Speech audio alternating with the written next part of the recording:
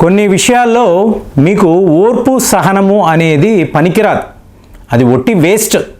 అంటే మనం సహించకూడదు.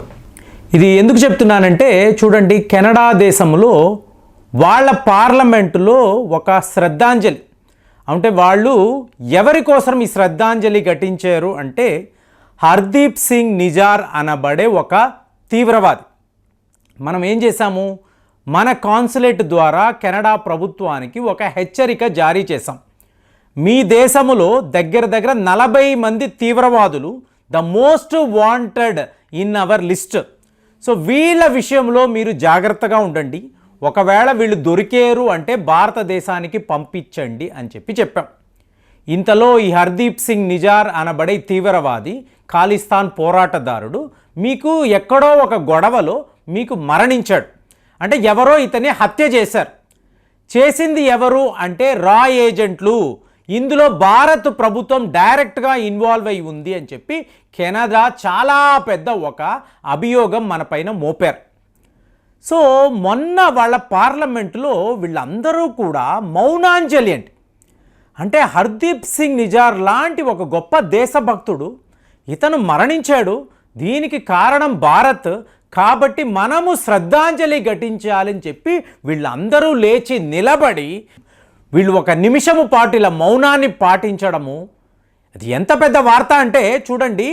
దీనికి కౌంటర్గా భారత్ ఇమీడియట్గా ఒక తీవ్రవాదికి మీరు ఈ లెవెల్లో సపోర్ట్ చేస్తూ ఉంటే దీనిని మేము చూస్తూ ఊరుకుంటామా అంటే ఇప్పుడు ఎలా మాట్లాడుతున్నారంటే కొత్త ప్రభుత్వము వీళ్ళు నెక్స్ట్ 90 డేస్లో ఏమేమి చెయ్యబోతున్నారు అంటే మన మిత్రులు ఎవరు, శత్రువులు ఎవరు క్లియర్ కట్గా మీరు డిఫైన్ చెయ్యాలి.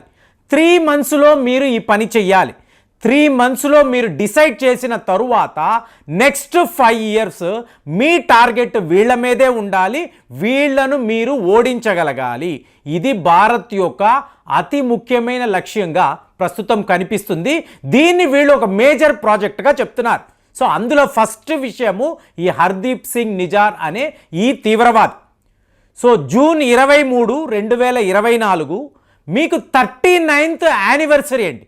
దేనికి?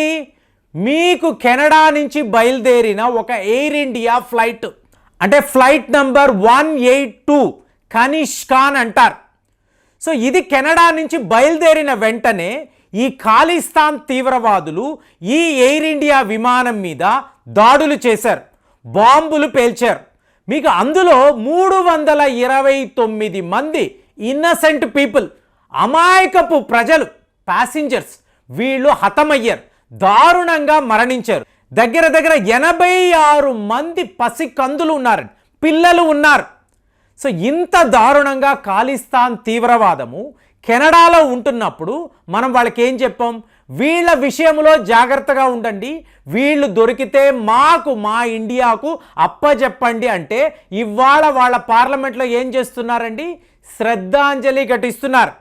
కాబట్టి జూన్ 23, 2024 మన పార్లమెంట్లో కూడా మనము కూడా ఒక మౌనాన్ని పాటించబోతున్నాము.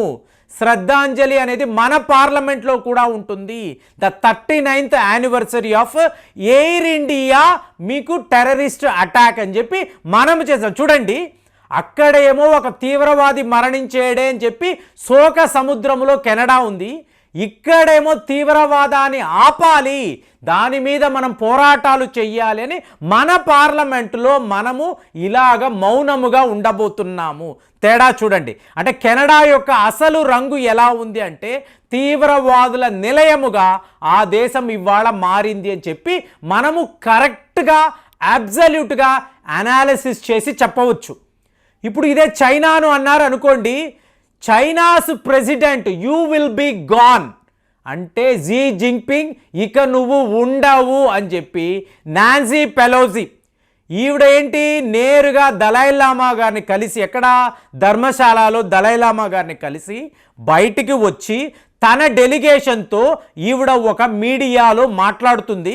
మాట్లాడుతున్నప్పుడు ఆ ప్రకటనలో ఆవిడ ఏం చెప్తుంది అంటే చైనా అధ్యక్షుడు ఇక ఉండడు, మేము ఉండనివ్వము, మరి అమెరికా ఈ పని చెయ్యగలదా అంటే ఇంతవరకు ఎన్నో దేశాలలో వాళ్ళు ఇలాంటి పనులే చేశారండి. మీకు ఒక్క వ్లాదిమిర్ పుతిన్ విషయంలోనే వాళ్ళు ఏమి చెయ్యలేకపోతున్నారు. మరి ఖచ్చితంగా చైనా విషయంలో వాళ్ళు టిబెట్ని కాపాడడానికి మీరు గమనించారనుకోండి, దలై లామా గారి చేతికి వీళ్ళు ఒక పత్రాన్ని ఇచ్చారు. ఏమిటి పత్రము అంటే టిబెట్ పాలసీ బిల్ అండి. ఇది ఒక యాక్ట్. చెప్పాను కదా, ఇవాళ జో బైడెన్ గారు ఓడిపోయి డొనాల్డ్ ట్రంప్ గారు అమెరికా అధ్యక్షుడు అవ్వచ్చు. అయినా కూడా డెమోక్రాట్స్, రిపబ్లికన్స్ వీళ్ళు కలిసి టిబెట్ను మేము కాపాడబోతున్నాము, టిబెట్కి ఒక కొత్త కరెన్సీ ఉంటుంది, ఇదే టిబెట్ పాలసీ యాక్ట్ అని చెప్పి ఒక బిల్లును కూడా వీళ్ళు పాస్ చేశారు. ఇదంతా వీళ్ళు ఎక్కడ ఉండి చేశారండి? అమెరికాకు చైనాకు మధ్య శత్రుత్వమా అంటే భారత్కి వచ్చి, ధర్మశాలకు వచ్చి దలై లామా గారి ప్రత్యక్షమైన ఆయన సాక్షిగా ఉన్నప్పుడు ఇండియా నుంచి ఇలాంటి ఒక స్టేట్మెంట్ చైనా అధ్యక్షుడు ఇక నువ్వు ఉండవు అని చెప్పడము, మన దేశంలో వీళ్ళు కూర్చొని చెప్పడము, ఇదంతా ఏంటి? నెక్స్ట్ 5 yearsలో భారత్ తీసుకోబోతున్న అతి ముఖ్యమైన నిర్ణయాలు. అలాగే మీరు చూసారనుకోండి, పాకిస్తాన్ ఇంకొక శత్రు దేశం. సో వాడిని మించిన అణువస్త్రాలు ఇవాళ మనం కలిగి ఉన్నాం. అంటే పాకిస్తాన్కి చెక్ పెట్టడానికి నెక్స్ట్ 5 ఏళ్లలో మనం 100కు పైగా అణువస్త్రాలను తయారు చేయబోతున్నాము. పాకిస్తాన్ 170లోనే ఆగిపోతాడు, మనము ఏకంగా 270 దాటిపోతాము. ఇది ఇందులో చాలా చాలా ముఖ్యమైన వార్త. అంటే నెక్స్ట్ 3 monthsలో భారత్ ఏం చెయ్యబోతుంది, ఒక క్లియర్ కట్ రోడ్ మ్యాప్ మన దగ్గర ఉండాలి అని చెప్పి ఈ మోదీ గారు చెప్పేసి ఈయన G7 మీటింగ్కి వెళ్ళారు.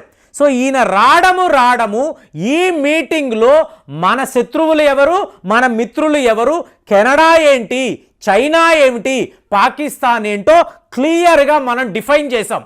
మరి అదే రష్యా విషయానికి వచ్చారనుకోండి, వాళ్ళు ఒక భారీ యుద్ధములో పాలు పంచుకోబోతున్నారు. రష్యా వాళ్ళు ఇన్వేరియబుల్గా ప్రపంచ దేశాలతో యుద్ధాలు చేస్తారు. కాబట్టి వాళ్ళ దగ్గర నుంచి మనకు రావలసిన ఆయుధాలు రావు. కాబట్టి మన ప్లాన్ ఏమిటి? ఆత్మనిర్భర్ భారత్. మన దేశములోనే రైఫిల్స్ అనండి, మిజైళ్ళు అనండి, రాకెట్ ఫోర్స్, విమానాలు, ఇవంతా కూడా రష్యా ప్రమేయమే లేకుండా మనముగా తయారు చేసుకోబోతున్నాము. పొద్దున్న వీడియోలో కూడా మనము తయారు చేసిన భీష్మ T-90 ట్యాంకుల గురించి మాట్లాడాం. అంతే, మీకు నౌ ఆర్ నెవర్ అనేదే సిట్యువేషన్. ఇవాళ మనము ఇలాంటి ప్రిపరేషన్ చెయ్యగలిగితే భారతదేశం యొక్క భవిష్యత్తు బాగుంటుందండి. లేకపోతే ఈ పనులు మనము చెయ్యలేకపోతే ఖచ్చితంగా శత్రువులు పుంజుకుంటారు, ఎన్నో రకాలుగా ఎన్నో ప్రయత్నాలు చేస్తారు. సో ఇలాంటి ఒక సిట్యువేషన్లో అగ్రరాజ్యాలు, పవర్ఫుల్ కంట్రీస్ వాళ్ళని ఎదుర్కోవాలి అంటే మనము ఇలాంటి నిర్ణయాలు నెక్స్ట్ 3 నెలల్లో ఏమేమి చెయ్యబోతున్నామో మీరు డిఫైన్ చేసుకోవాలి, ప్లానింగ్ చేసుకోవాలి, పర్ఫెక్ట్ డిజైన్ చేసుకోవాలి. చేసుకొని వీళ్ళను మీరు టార్గెట్ చేయాలి. ఇది చైనా అవ్వచ్చు, కెనడా అవ్వచ్చు, పాకిస్తాన్ అవ్వచ్చు. రష్యాతో మన స్నేహము ఉంది, వ్యాపారం ఉంది. ఆయుధాలు అంటారా, వాళ్ళు ఇవ్వలేకపోవచ్చు. మనమే మన దేశంలోనే అత్యుత్తమమైన ఆయుధాలను తయారు చేసుకోవాలి.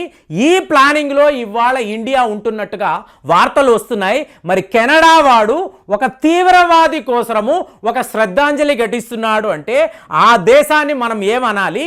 దానికి కౌంటర్గా మనము మన పార్లమెంటులో ఇలాంటి తీవ్రవాద దాడులు మళ్ళీ జరగకూడదు అని చెప్పి మనము కూడా భగవంతుడిని ప్రార్థిస్తున్నాము. మరి ఇలాగా కెనడాకు భారతదేశానికి మధ్య ఉండే ఈ తేడాను అసలు మీరు ఎలా చూస్తున్నారు? ఆ దేశాన్ని ఒక అడ్వాన్స్డ్ కంట్రీ, చాలా గొప్ప దేశం అని చెప్పి ఇన్నేళ్ల పాటు ఎంతోమంది అనుకున్నారు. ఇవాళ వాళ్ళు ఒక టెర్రరిస్టు కోసము వాళ్ళు ఇలాగ మౌనంగా నిమిషము పాటు అందరూ పార్లమెంట్లో లేచి నిలబడుతున్నారంటే ఎంత దారుణమో చూడండి. దీని మీద అసలు మీ కామెంట్స్ ఎలా ఉన్నాయో తెలియజేయండి. మళ్ళీ వచ్చే వీడియోలో కలుద్దాం. జై హింద్.